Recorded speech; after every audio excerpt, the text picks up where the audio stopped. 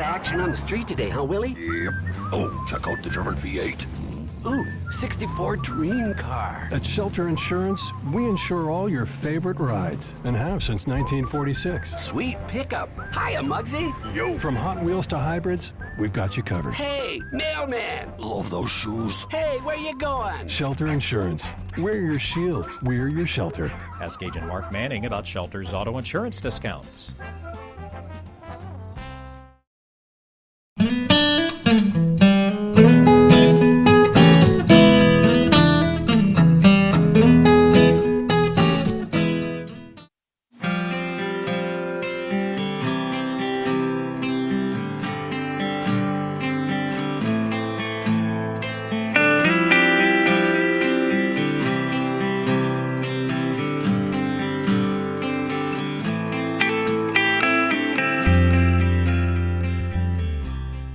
Well, we're filming in Newport, Arkansas today at White River Area Agency on Aging and visiting with Mr. Ted Hall as we do each and every month. And my friend, it's always a pleasure to get to see you. Great. Hey, this is great sunshine out there, and we had last week was a little icy, but yes.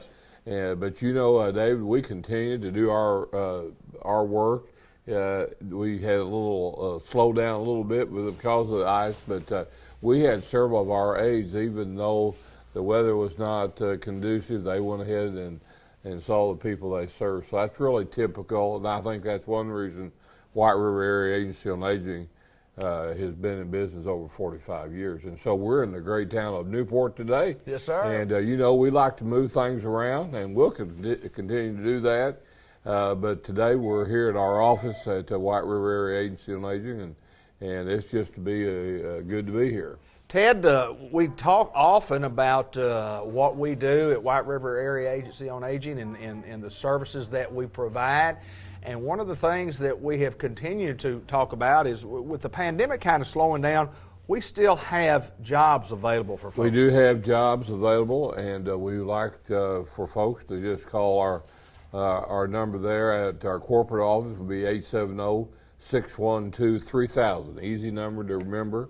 And so they can call, and wherever they are in our 10 counties, they can get that call there, and then they can get information what they need to do next. But it's an easy process, and you know, folks can have a flexibility of working, especially folks that might have children that they want to take to school in the morning, and they can work throughout the middle of the day and then be there with pick up kids in the afternoon. So it's a pretty good gig. And plus, they're helping seniors.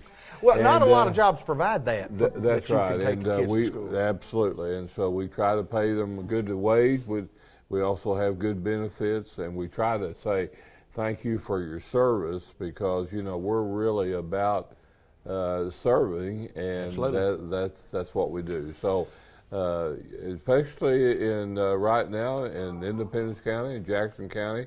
We need aides, and then also, David, because of the pandemic, thank goodness, seems to be on the downslide, and that doesn't mean that it's still not something we have to be careful about, but we're ready to take back clients and get back in the groove of serving folks before the pandemic, because we have some folks that just did not want people coming into their homes, right, no matter how good we did the protocol, washing the hands, doing the kind of things that needs to be done. So it's time to get back into a groove, and hopefully the cold country can get past this and we can move forward. And I think one of the things on training that we want to share is that, or about jobs and coming to work, is the training that we do provide. We're not going to throw you to the wolves. Yeah, and David, you know, you've been to our training center. It's not just something that we show videos on or something like that.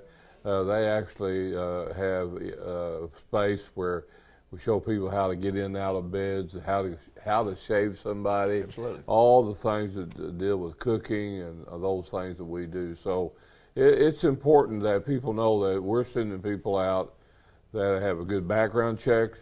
They've been well trained, and most important part is that they care about who we're serving. So that's what we're really all about.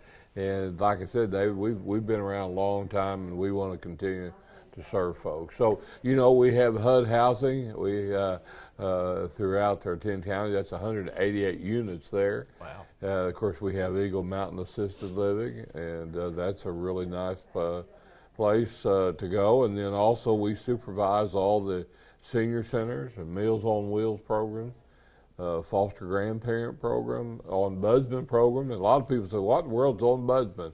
Well, if someone goes to a nursing home, if somebody has a question about their relationship with the administration of a nursing home, we bring somebody in there and kind of mediate that. And so most time it comes out fine.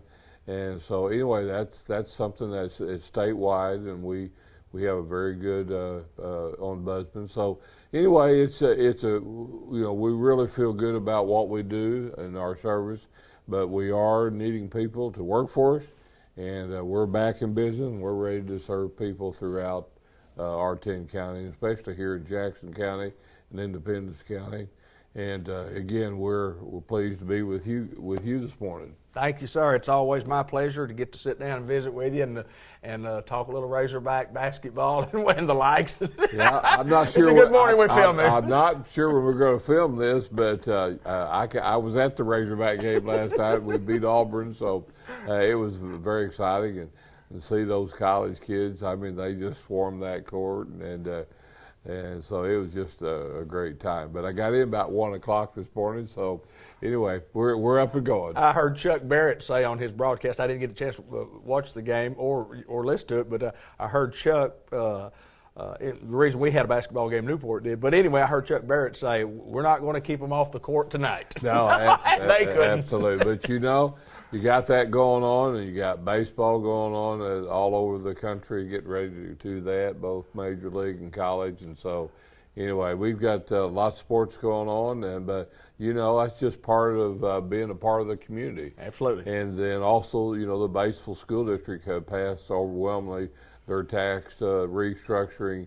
tax not last night. So we've a lot to celebrate this morning. Absolutely. As well, we celebrate seniors every day. Absolutely. He's Mr. Ted Hall, and always I appreciate you taking time to join us, Mr. Ted Hall, and White River Area Agency on Aging, ready to serve you. Thank you, sir. Thank you.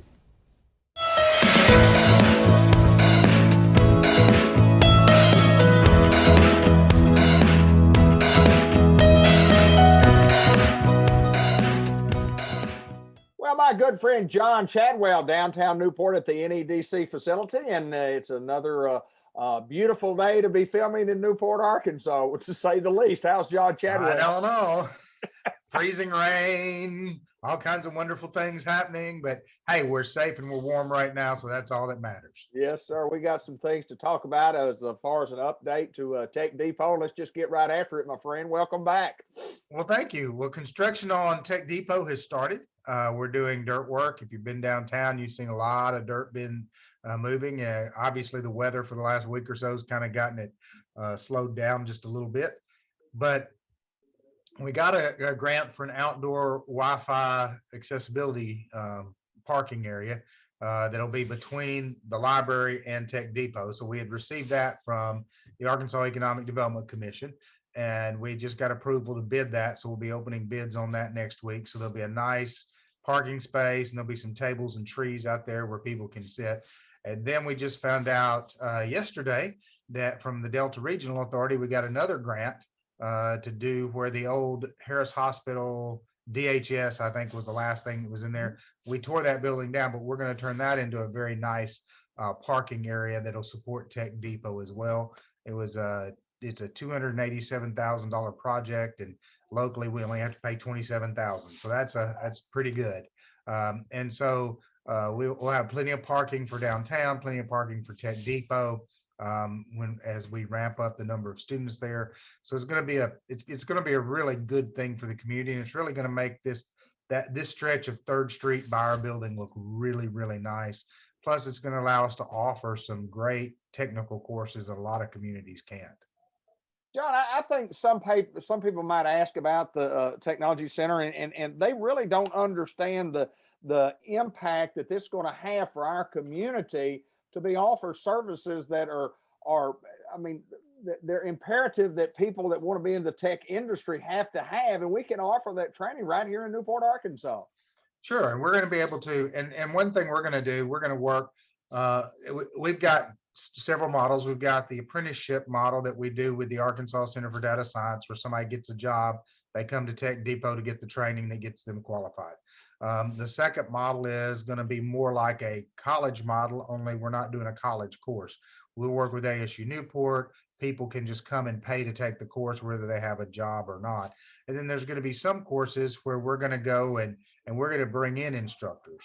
And we're going to offer it to companies and say, okay, we're bringing in a cybersecurity specialist to teach a class. Now, how many of you need to send an employee to that? And you can send it. I will say the Quorum Court also helped out Tech Depot a good bit. They had a fund, my Jackson County Community and Economic Development Fund had been at the county for a long time. And so when they dissolved the fund, there was about $28,000 left, and they put that into a scholarship fund for Tech Depot. And so that fund will manage scholarships for Jackson County residents to be able to take classes at Tech Depot to increase their technical skills. You know, we've got a really strong manufacturing sector. We've got really good manufacturers, good jobs, strong sector. We have always had a great, strong agriculture sector. Creates a lot of good jobs and does a lot for our economy. We've got a good, what they call social services sector between our healthcare, the hospital, and then the prison. They create a lot of jobs and provide, the hospital particularly provides a lot of resources for local citizens. But the more diverse you can make your economy, the more sectors you have that are strong, the better you're able to weather any kind of economic changes that come down, and they happen all the time. Yeah. And so if we can create a tech sector in our economy, and the biggest thing people need is employees. So if we can show that we can generate the employees, then the companies will be very interested in being here. And so I think it's going to be just the next step. Creating ASU as a technical college is one of the first steps in getting some of the manufacturers we have in place. The training with nurses and stuff helps our healthcare system with ASU Newport. Well, this is just another training, and it's a way people can get some skills to have a really good job in 9 months, a year, 18 months. And transition them from maybe a job that pays $12 or $13 an hour to a job that pays $25 to $30 an hour and makes a big difference in their life. So we're excited about the potential of Tech Depot. We're excited that that's 3 grants that have been given in and around Tech Depot: Arkansas Economic Development Commission, Delta Regional Authority, and then the U.S. Economic Development Administration. So when all 3 of those agencies also recognize the value of what we're doing, that shows that we have a pretty good plan, that they all are willing to invest in it. John, as you look towards the future, and I think, in my own opinion, that even today, most every job that a person could apply for has to use some type of technology, and it's only going to get more and more technologically advanced in every position that we have. It is, and one of the things that we have asked some employers, I just wanted their input, because a lot of our employers now take applications on Indeed.com, or they take it on their company website or something like that. They don't even offer paper applications anymore. You have to apply online. And so as I've talked to those human resource managers, they're saying exactly what you said. The person we hire has to have some technology capability. They got to be able to use a computer. And if they can't use a computer enough to apply for the job, then they probably do not have the skills we need in the factory. And so just take back when you and I were young, I worked in factories when I was in college, especially in the summers. And I worked in one in the warehouse. And basically we took boxes and we stacked them. And this box with this label went to this aisle and you stacked it here. And this box with this label went to this aisle. Well, now they take those same boxes, but they have to scan it, punch in a code, get it all, and it's all tracked digitally throughout the warehouse, so that the person in the office on the computer can type in the numbers and they know exactly where that box is anywhere in the warehouse. And you've got to be able to use that handheld device, scan, type in the row and the aisle and all that stuff and make sure it gets entered in. You've got to be able to do that, even to work in the warehouse and sort and handle materials. Now, the truth is, those jobs now pay more than they paid when we were doing them, because you have to have a higher skill level to do them. So the skill level increase benefits people in that it typically brings better pay, but you have to have the skills. And so we have to train people and get people ready for those jobs. I really think about technology, and you mentioned working in the warehouse like that and scanning things. And I can remember the clipboards, obviously, when you had the clipboard and you just checked it as you stacked it. I got this one, I got that one, and simple things as we know today is, let's take a picture. Let's take a picture. Used to, you have to get your camera out to take a picture with cell phone. I mean, the technology in my mind at my age, at 65 years old, is just, it's amazing the things that we can do. And a lot of that has to, going on right here in Newport, Arkansas, in the Tech Depot. I'm really looking forward to this building getting built.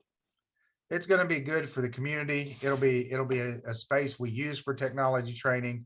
It'll be a space we can use for co-working when folks need to come in and they need to be able to work. Smaller businesses need to be able to work together and have a technology backbone. We're going to have an incubator to try to help small technology companies get started. So it's going to be a really a building that'll benefit the community in a lot of different ways. Great things happening in Newport, Arkansas, and it all starts right down there at that NEDC building. You know, the people that we've assembled not only there, but throughout the county, and everybody working together will make it work. John Chadwell, I appreciate you, my friend. Thank you. Hey, until next time, John Chadwell at NEDC, the Newport Economic Development Commission. Thank you, sir.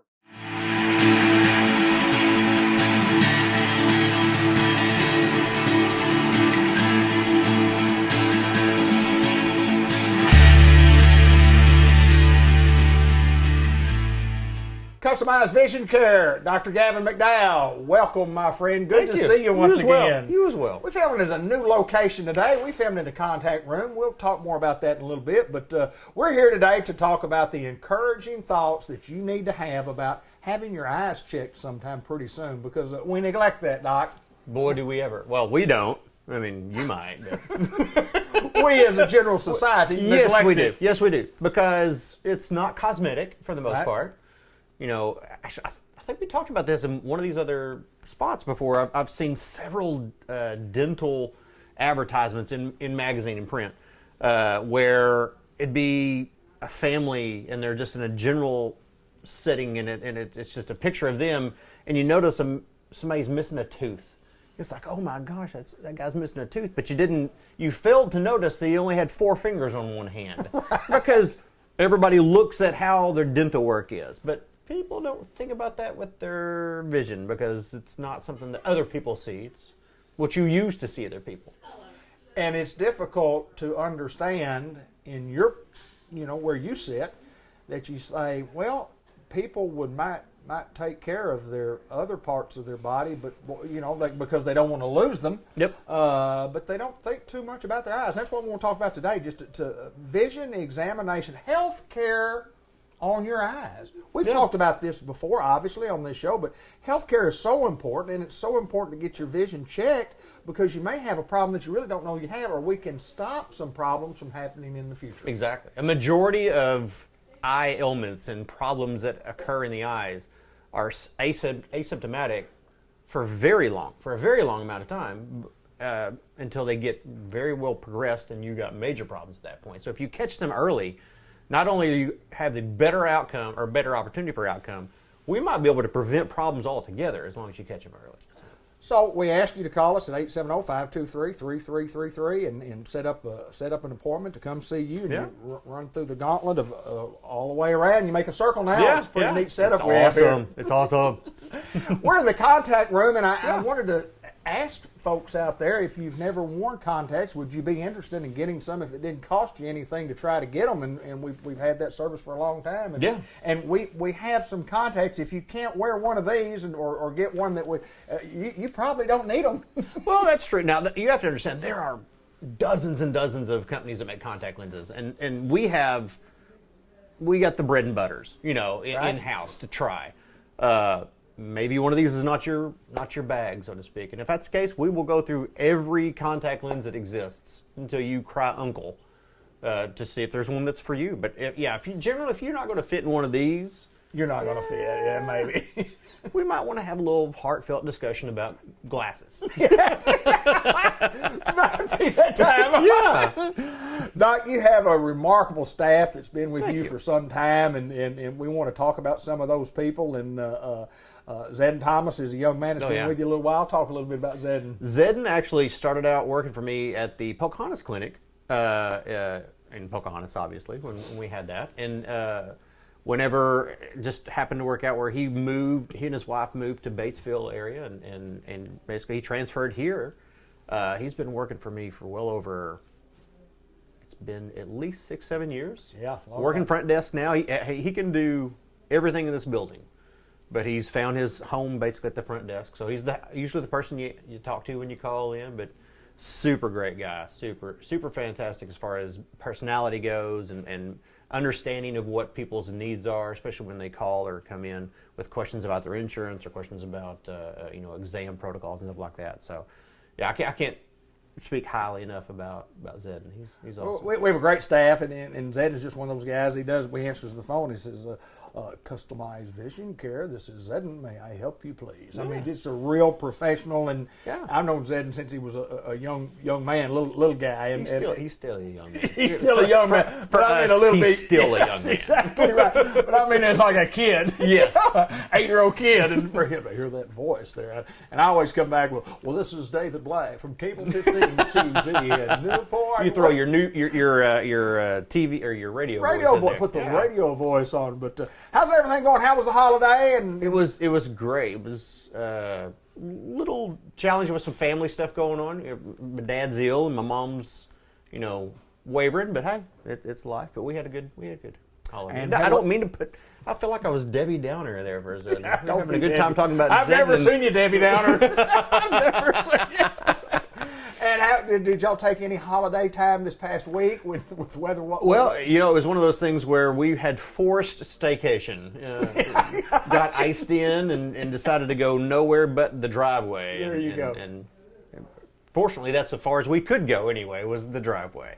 Let's see if somebody were to call. I mean, how hard is it to? It's not like you got to have a referral from somebody to get in to see you. I guess we just call and get an appointment. Just call, get an appointment. We take most every insurance under the sun, and even if we're not on your panel or whatever, we can make some very reasonable arrangements for you. But yeah, I mean, and I'll tell you, like I tell everybody else, if you come in and need glasses, great, that's fine, but that's not my goal. I mean, we need to make sure your eyes are healthy, and even if you think you see well, you might want to get those suckers checked out. Because like we've talked before, going back to the dental example, if all your teeth fall out, you can get false teeth, and you're probably not going to have popcorn or corn on the cob again. But if your eyes go bad and you get false eyes, they don't work quite as well as the false teeth do. No, sir, it does not. It does not. Hey, think about us if you're having some problems with your eyes, or even if you're not having any problems and you just want to get them checked for, from a health standpoint. And let me assure you that somebody who's gone through some health issues with their eyes, it's very, very important to get in and get it taken care of. And this guy has taken care of mine for many, many years and will continue to do so. And I appreciate what you do, my friend. Thank you. It's the Zedden Thomas today with Dr. Gavin McDowell. Thank you, sir. Appreciate you.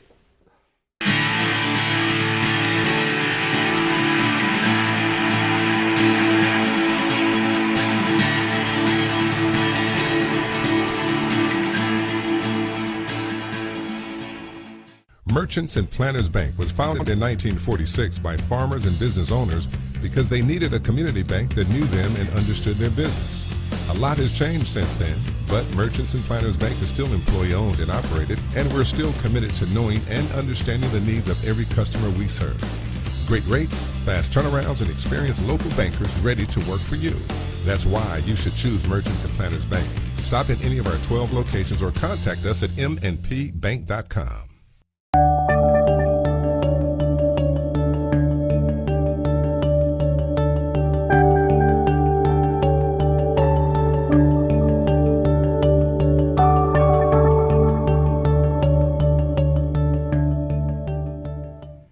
Unity Health Newport, and we welcome the new medical director of the emergency department, emergency room, Dr. Nina Paul, to the program. And thank you so much for joining us this morning. Thank you. My pleasure. We got the great honor to, you have the great honor as we get to come here at the earliest interview that I've ever done, because she's just coming off a 7 o'clock in the morning shift, and I usually don't interview at 7:30 in the morning. But we are today at Unity Health Newport, and I'm proud to be here. But tell us a little bit about Dr. Paul. Tell us a little bit about where you grew up. Tell us a little bit about training, and we'll get into how you got to Newport, Arkansas. Sure. It's probably a little different than the rest of us, but I was born in India. My family is from the southern part of India called Kerala. And I grew up there with my grandmother till I was 5. And then my mom is a critical care nurse, and she brought me and my dad over. And we pretty much grew up in Texas, in Dallas, Fort Worth, pretty much most of my adult life. I went to college at UT Dallas and did medical school at Alabama College of Osteopathic Medicine, and did residency here in Searcy and stuck around. Well, I want to talk a little bit about the residency. I want to talk a little bit about that program before we go any further. Talk a little bit about that, and then talk about it producing 4 doctors that are right here. It's awesome for the residency program for Unity. Yes. When I had come into the family medicine program, I had originally talked to Dr. Phillips, who's also one of my seniors, and we kind of trained together. Dr. Stanley and Dr. Phillips were both my seniors in residency, and we did a 3-year family medicine program aimed at both inpatient, outpatient, ER. So we got to see our own patients in clinic, we admitted our own patients in the hospital, and we just got a full spectrum view of taking care of a patient in every aspect. There are patients I've seen in every aspect, in the ICU, the clinic, the inpatient side, and OB, so it really kind of gave me that continuity. I've always been interested in the ER side of things. I'm kind of an adrenaline junkie with procedures and trauma and things like that. So that kind of gravitated me towards the ER side and sticking with ER. That makes it different, I know. But, sometimes it can be very, very hectic. And is that when the adrenaline kicks in for you? Pretty much. Is that right? Yeah.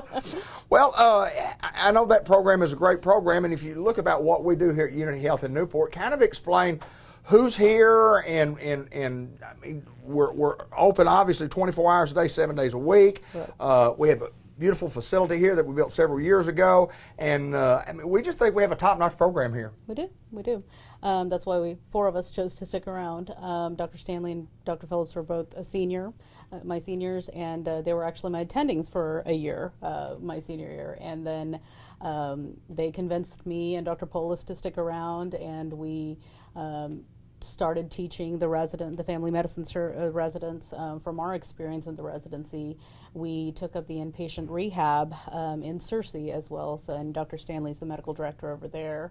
And then we've always, like I said, been interested in ER. And when this opportunity came up, all 4 of us were on board. That is awesome. That's a great program, no doubt. And I got to ask this. Where along the way, obviously, you mentioned your mom, being a nurse and bringing you here. How much influence did she have on your decision to become a doctor? And then where along the way did you decide, at what age and when did you go, hey, that's something I'd like to do? Right. Some people do it from the time they're 10 years old, say they want a doctor, and some people say, well, at 30 years old, say I want to become a doctor. So tell me your story. It wasn't necessarily from my family, but in college I used to work in the emergency departments at Parkland Memorial Hospital in Dallas.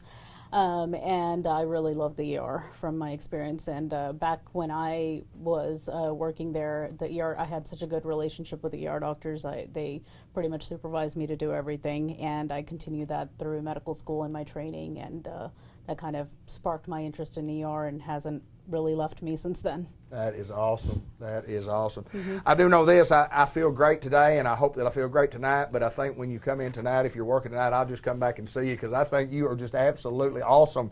And that Unity Health in Newport is just, it's just an honor to have you. And you're going to do great things here. You're going to do great things here.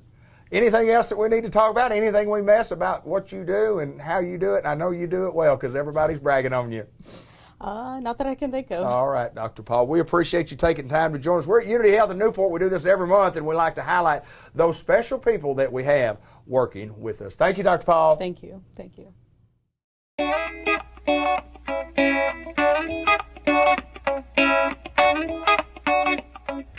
Hello everyone, and welcome to the Farmer Supply Association Agriculture Report. I'm Randy Klepechka, agronomist with Farmer Supply Association. Well, it's February 14th, happy Valentine's Day, and we're filming out in the field today. It's getting farming time. We're getting a few things going on.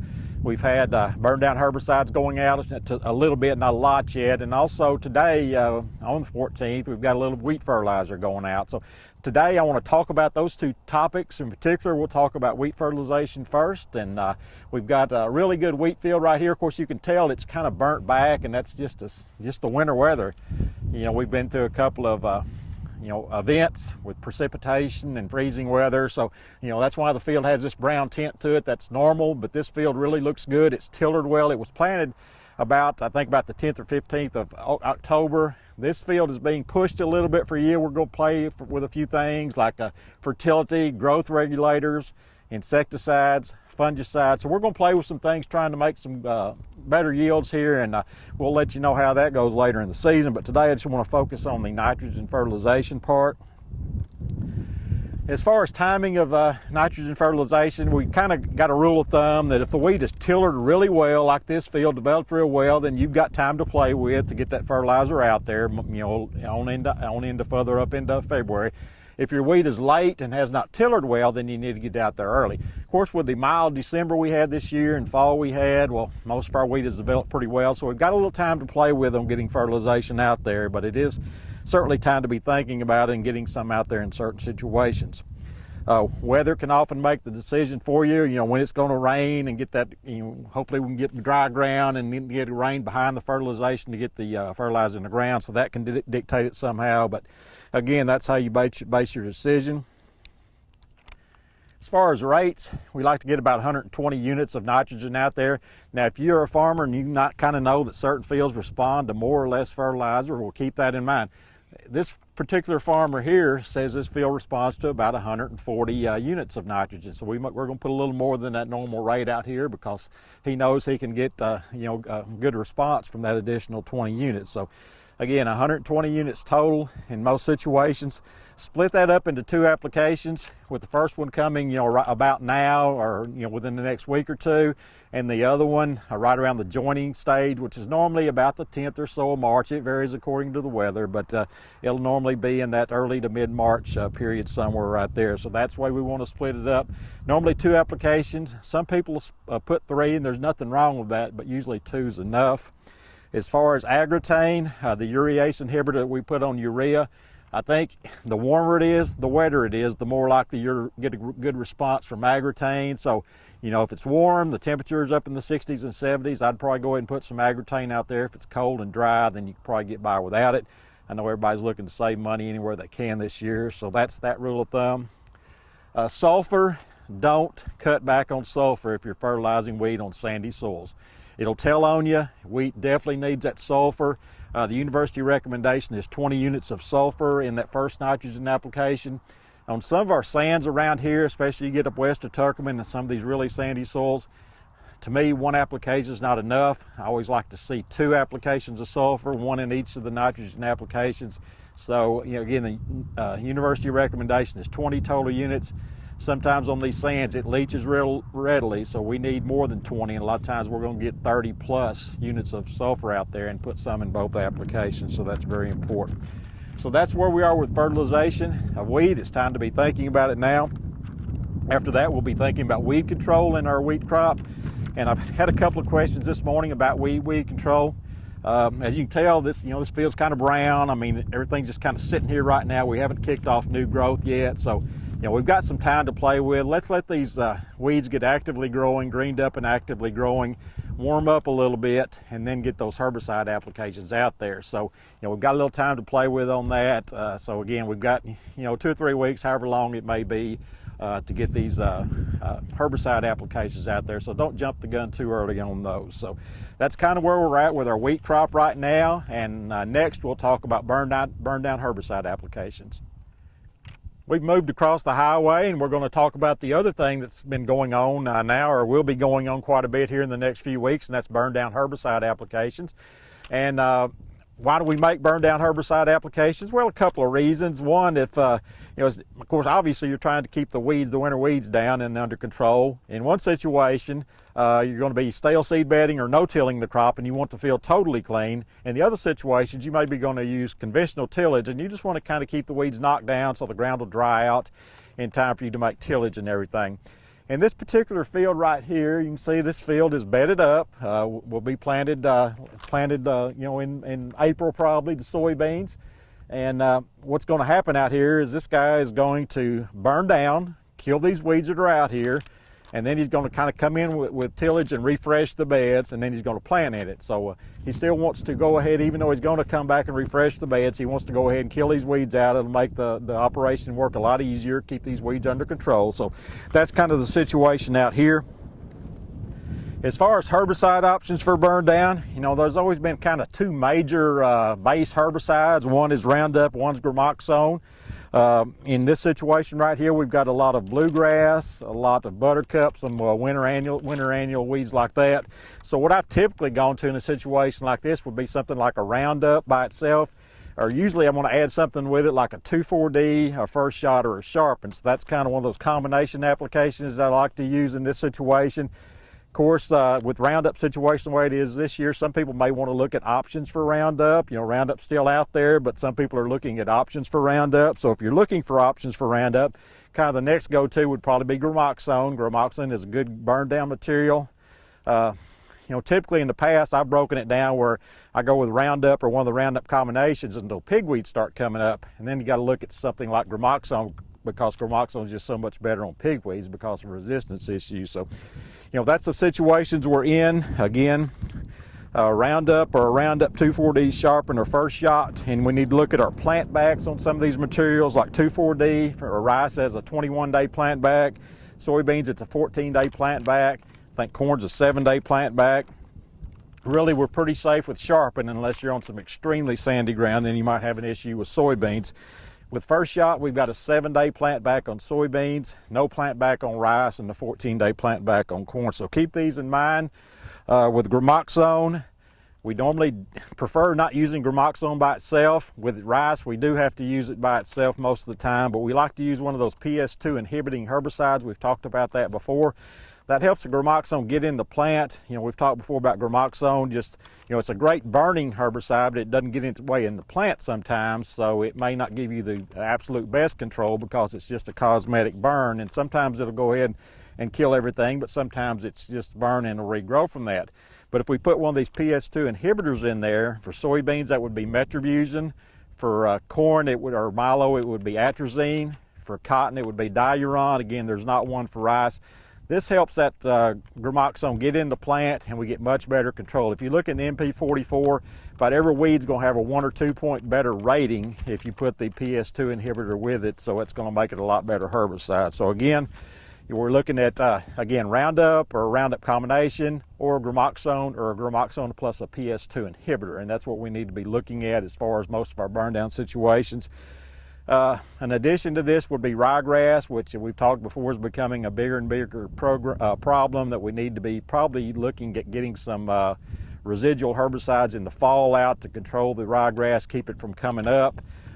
They're looking at Command got a label last year, but they're still looking at trying to fine-tune that rate on Command, so that's going to be an option in the future. Of course, Dual, if it's going to be going into beans or corn or milo, we can put Dual out there in the fall and help control that.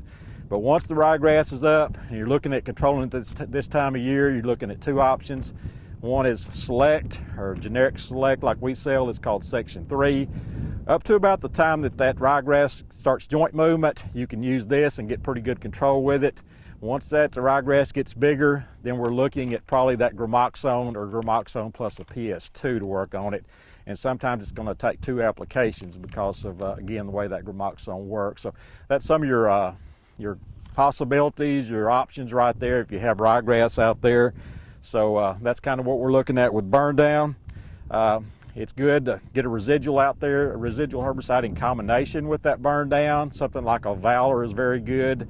Remember our plant backed, everything but beans would be 30 days on Valor.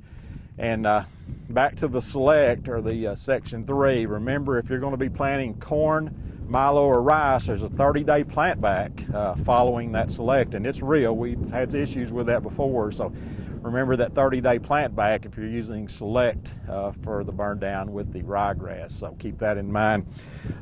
So again, look at residuals to keep it clean after you burn it down, and remember the plant back. So that's kind of where we're at right now. We're moving closer and closer to planting. March is coming up here in about 15 days from today. We're filming on February 14th, so in March we'll get some stuff planted if the weather allows. So next month when we film, it's probably going to be right there at planting season, and we look forward to that. So until then, this has been Randy Kopechka with your Farmers Supply Association Ag-Rye Report.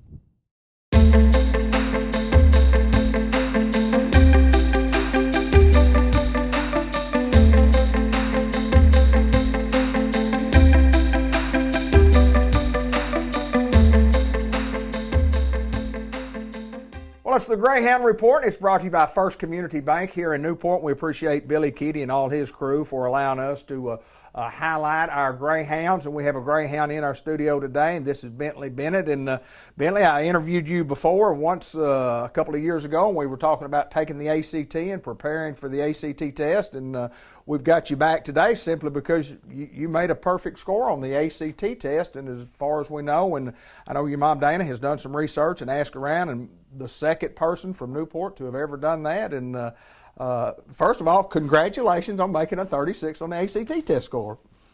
Now, let me ask you this. I want to get into taking the test. I want to get into a few subjects today.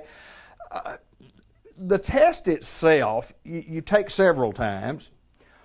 How do you study for an ACT test? What's the differences in the subjects? And when you're saying I'm going to study for an ACT, what do you do? Well, my thing was, I think I just kept taking it at first, and I never really got around to studying. And the last time I was like, okay, I'm going to study. And then I did that with my boyfriend as well because he wanted to raise his score too. And so I think a lot of it was, it's different for each subject. So for math, I really had to crack down on just the content, like all the different math concepts. Mm-hmm. And then science, it was a lot about time. With the science, if you sat there and took it without the time, it would be easy because a lot of it is you're rushing through it and it's hard to comprehend it in such a short amount of time. So for that, I would say practice tests, and for math, I would say get on YouTube, or there's certain books and just learn the concepts. YouTube is better. Right. And then also, my boyfriend is really, really good at math, so that helps a lot too. And I had made a perfect score on reading and English before, so I'm sure that helped him. So we kind of were able to go off of each other. Well, and you mentioned your boyfriend. First of all, you tell us who he is, and tell us how well he did on the ACT.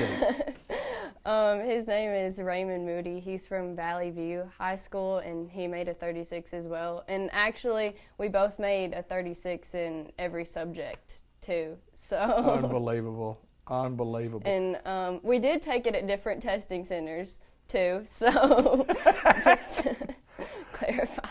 But yeah. So, was there a little competition? I mean, did you feel like that, because I know you've been competing all your life, and we'll get into that more about in spelling here in just a little bit, but was there any competition between y'all to try to do your best? I think for me, I wanted him to make, if one of us had to make a better score, I wanted it to be him. Right. Because my brother has gone to U of A before, and my stepsister, so I knew that was going to be easier for me, so I wanted him to get that score and feel more comfortable going there and stuff. That's where we both plan to go. So. Well, I can remember, and I do know that from the very beginning, you've been considered to be a highly intelligent young lady, and with an opportunity to do some things, very good things, not only in the ACT test, but in life. But I want to go back. You mentioned your brother. And Spelling bees. You won a spelling bee, the Jackson County Spelling Bee, against up to 8th grade kids when you were in what grade? 2nd grade. 2nd grade, and you won? And you did quite well all the way through, but I want to get into the time when you and your brother were tied and you were the last 2 people standing. And tell me about how many rounds you went, and tell me what ended up tell me who was the winner? Well, it was about 25 rounds, and we were just going back and forth spelling words. And my mom always mentions how we would high five and like encourage each other, which I cringe at a little bit whenever I think about it. But yeah, we went about 25 rounds, and then we eventually just decided to tie, and then I went on to the state spelling bee for both of us. The judges say, we're out of words. We have no words left to ask y'all. We want to get out the dictionary. And of course, I mean, at that stage, I think a tie was the most appropriate thing to do, but congratulations on that too. But Billy, I got to ask this, what's the plan for you? You got a pretty good education at Newport High School. What's the plan moving forward from here? I plan to go to U of A in Fayetteville, and I want to major in psychology and then go on to grad school to do therapy. And I've also thought about psychiatry too, but I'm not sure if going the medical route is really my thing. I enjoy learning about psychology a lot more than things like biology. So. Well, I know that, you know, we talk about your brother and we talk about your mom a big supporter. Looking at a high school education from Newport High School, who's kind of helped you along the way that you can just, I mean, I know when you start naming names you can leave people out, but who's meant something to you to help you get an education here? I've had a lot of support from my family, especially my mom and dad, and also my grandma. She was my spelling bee coach, and they're all really supportive overall. So I've had a lot of really good teachers. I will say that a lot of my encouragement came from Miss Hawkins in HOSA and Mr. Davis in FFA, and also Mr. Welch for English. Even Miss Morehart, I remember she really cracked down on grammar stuff, so that I think that might have been helpful too. So, but I've had a lot of good teachers. So. Well, you have a lot of good teachers because we have a lot of good teachers at Newport High School, and we always have. And it's amazing when you think about making a 36 on ACT. And we were looking at some statistics earlier. Less than 1% of people that take the ACT, and you can take it as many as 12 times, but less than 1% make a 36. Tell me about some of the other scores that you made along the way. First time you took it, you made what, and then where did it go from there? The first time I took it, I made a 29, and it pains me to say this, but including the 2 at the school, I took it 10 times, and it was actually this last time that I made a 36 in December. And so I remember making a 29, and then it's a little blurry. I think I might have made a 30 after that, and then a 32. A lot of 31s, and then I eventually made a 33 and more 31s, and then I made the 36, which we studied a lot. I bet you did. So we were kind of determined. It was the last test, so we were like, okay, we have to do this. So. Last question before we get out of here. When you got finished with that test and you took the last question, how did you feel about it? Did you feel like you had made a 36? Did you feel like you had done real well? Or maybe not? How did you feel about when you finished? I felt good about it. No one for sure is like, yes, I made a 36, right. but I felt really good about it, and I felt really good about every single question. And so my friend, she was there, and she could probably tell I was more talkative, and I was just like very calm during the middle on our break. And so I just knew the second half I had to do good too, because if I didn't, then the first half didn't really matter. Anything. That's right. So I felt pretty good about it. one of the shining stars at Newport High School, a 36 on the ACT test score, and a young lady who has great aspirations in life, and we wish you the very best. I thank you for taking time to join us here on the Greyhound Report to let us talk about the great things that are going on at Newport High School and some of the students that we have, and good luck to you in the future. Thank you so much for joining us.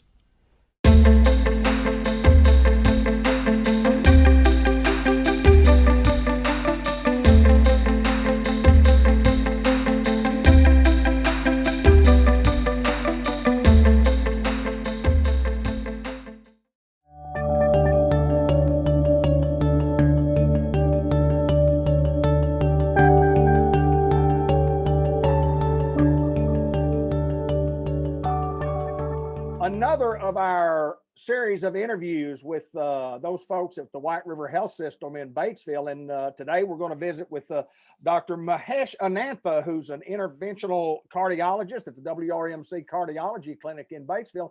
First of all, my good friend, welcome to the program. Oh, thank you. Nice to be here. Tell me a little bit about Dr. Anantha. Tell us a little bit about education. Tell us a little bit about training and how you got to Batesville, Arkansas, please, sir. Sure.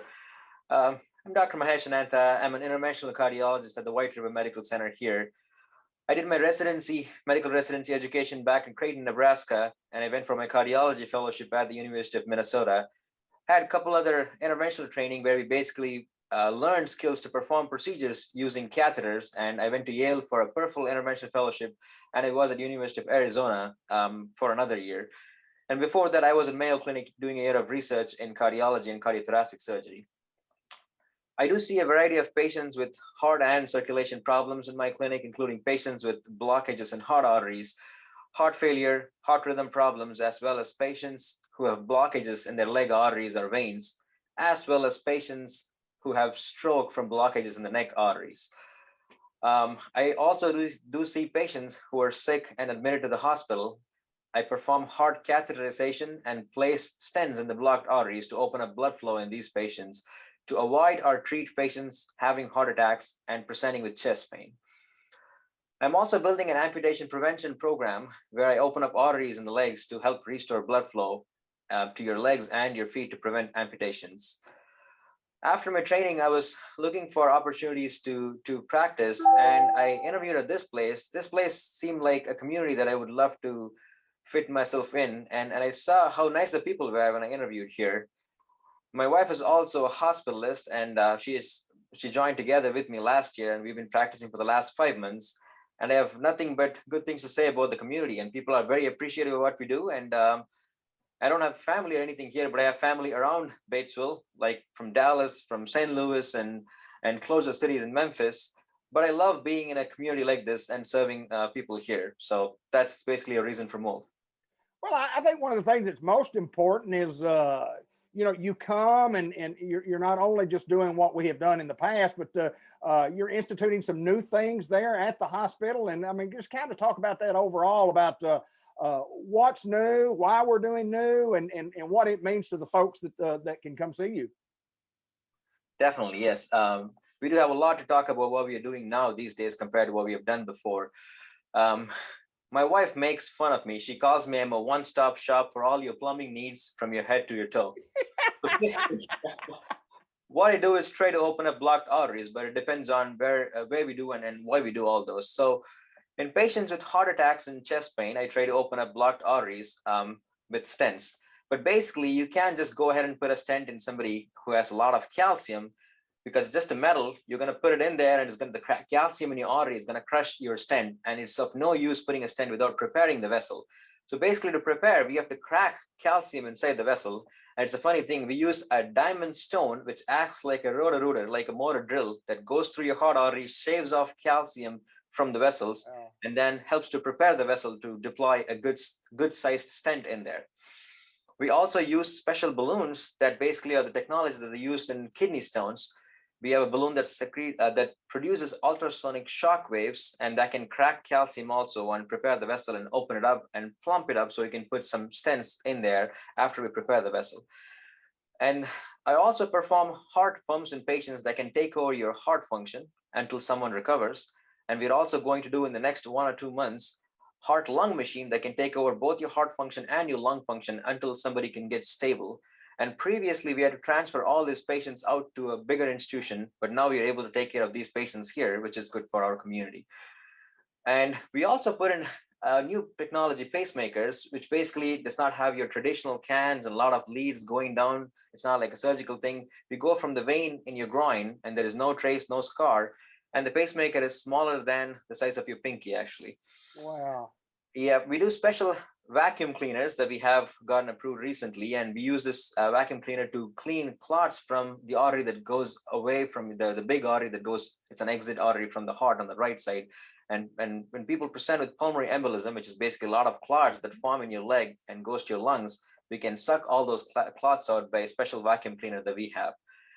And we also treat leaky and useless veins in your leg, which just gives you a problem creating ulcers. And we can inject glue into these veins and can get rid of these extra veins that you don't need by ablating these veins, so you don't get into problems of amputation and ulcers in the future.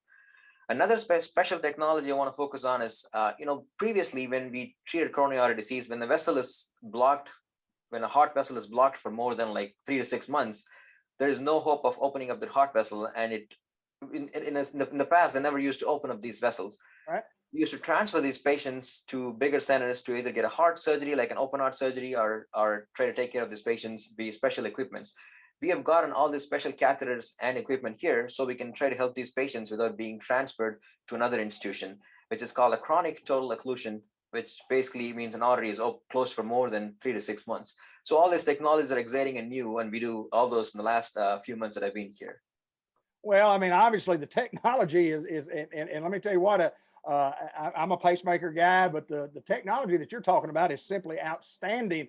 And for a smaller community, you mentioned Dallas, St. Louis, Memphis, in Batesville, Arkansas, I mean, it's available to folks not only in Batesville, but from anywhere in the country with that technology that you have. I got to ask you this. Yeah. Dr. Anantha, tell me along the way, because every doctor I ever interview, I'm always interested in the doctor themselves and how you became a doctor. What is your story about how you became a doctor, and why did you pick the cardiology? Why did you pick heart, blood vessels, and just tell us your story. Very interesting question. So I'm the first doctor in my family, and my dad was the first graduate in our family. And when I grew up, I see a lot of patients who have heart disease, and all they just did was they couldn't make it to the hospital, and they died before they made it to the hospital. That built my interest in cardiology, and heart disease continues to remain as #1 killer in the US. And I felt as a cardiologist, I could serve more people and save more lives than any other field I could think of. Especially being an interventional cardiologist, I'm able to make an immediate and gratifying and significant difference in people's lives on the cath lab table when I operate on them. And this is very satisfying. And the critical things and the satisfaction that I get in this field, I don't think I would have gotten in any other field. So that's my reason for choosing interventional cardiology. Well, that's awesome stuff for sure. And if somebody is interested in seeing you, if somebody's got heart problems, how do we get to see you, or how do we get to your clinic? How do we get to the clinic? So you can go to your primary care, and we have gone and introduced us to all the primary care around. They should be able to refer you to our clinic. It's around the hospital. It's in the hospital circle. But we can also directly contact us to our clinic number, which I can give you. It's 870-793-7519. And this is the number to reach us, and we can schedule you as early as possible in our clinic. Well, there's no doubt that you're a very interesting young man in what you do in the technology, from the heart, the blood vessels, and the catheters. It's just amazing what we speak about today. And I'm really honored to get the opportunity to visit with you, spreading the word about what's going on in Batesville, Arkansas, at WRMC Cardiology Clinic and the White River Health System. And anything else that we need to hit on before we go? Yes, something important I wanted to focus on. Thank you for having me today, by the way. But another important thing that I want to really focus on is peripheral arterial disease. People look at problems with the leg saying, oh, it's just an ulcer, it'll heal. Basically, this happens because of building up cholesterol. Like you build up cholesterol in your heart arteries, there are blood arteries that can supply blood flow to your leg, and building up calcium and cholesterol in your leg arteries, it's a huge burden of disease in your community. And when there is no blood flow to your legs or your feet, you can develop leg pain when walking or develop ulcers in your feet. When these ulcers become fairly large, an amputation is recommended to prevent it from spreading. And amputations affect not only just your quality of life, but also studies have shown that people who get amputations live significantly shorter than people who don't. In fact, it's important to know that death rates are significantly higher than having breast or colon cancer. But we don't have a lot of awareness in our community. And I'm going to start screening more of our community patients with special tests, like simple tests, like a screening colonoscopy, like a screening mammogram. Get a screening test for blood flow in your leg, especially if you are having diabetes, if you have smoked in your life. It's important to get it screened even when you're 50 plus. And 65 and above, you 100% have to screen your leg to make sure there is no blockage in your heart arteries. If we get to know them early, we can help you early by restoring blood flow and prevent amputations and ulcers in your leg. And that's one big goal for me to build in the community and create awareness. Well, finally, before we go, in February being Heart Health Month, tell us a little bit about taking care of that heart, and tell us some ways that we can do that as just people that the general public, everybody needs to know. Yes, it is. It's an important question. Yes. February is a heart healthy month, and as we all know, heart disease remains the #1 killer in taking care of our patients. It's very important. Prevention, I would say, is the best treatment. You know, all these procedures that I do, is it all like things, once it fails, you come to me, but you have to start at a point where you start preventing from coming to see me. That's important. So preventing heart disease is basically preventing or managing your risk factors. Talk about hypertension, talk about diabetes, your high cholesterol. It is important to follow up with your primary care, get all these things checked to make sure you're not at risk of developing a heart disease or a leg disease, or even problems with stroke, the neck arteries having blockage. Unfortunately, you cannot modify your genetic risk. You know, I would say to my patients that 50% of whatever you get is based on your genes. So that we cannot control. The remaining 50%, it's all from high cholesterol and diabetes and risk factors that you can control yourself. Eating a heart healthy diet, I would say lots of fruits and vegetables, avoiding carbohydrates, noodles, rice, pasta, and bread. You can avoid all those as much as possible. And more good protein like lean meat will help you stay healthy. The American Heart Association recommends almost 30 to 45 minutes of exercise 4 times a week. So that's the average recommendation by American Heart Association. Will help you stay stronger. Another important thing I can't stress enough at this point, it's important to get your shots, especially your flu shots and the COVID vaccine, which, because of seeing a lot of patients with COVID developing a lot of clots in the heart arteries, and it's been like really much more than what I've seen and during all my training and my practice before. So it's important to get all your shots and finally make the time and effort for yourself and decrease your stress levels by doing something you enjoy, which I kind of remind myself every time I work at the hospital. I have to go home and be with my baby. At least take a little bit of time every day to just do some gardening or reading some books that you love or watching the Razorbacks, whatever you're interested in. It's important to keep yourself stress-free to avoid any heart problems. Well, it's very interesting stuff. Dr. Mahesh Anantha at the WRMC Cardiology Clinic in Batesville, part of the White River Health System. I appreciate you taking time to join us. Very good stuff. And folks, if you need to see Dr. Anantha, you got that information. It's at the bottom of your screen. Thank you, my friend. All right. Thank you so much, David, for having me. Nice talking to you.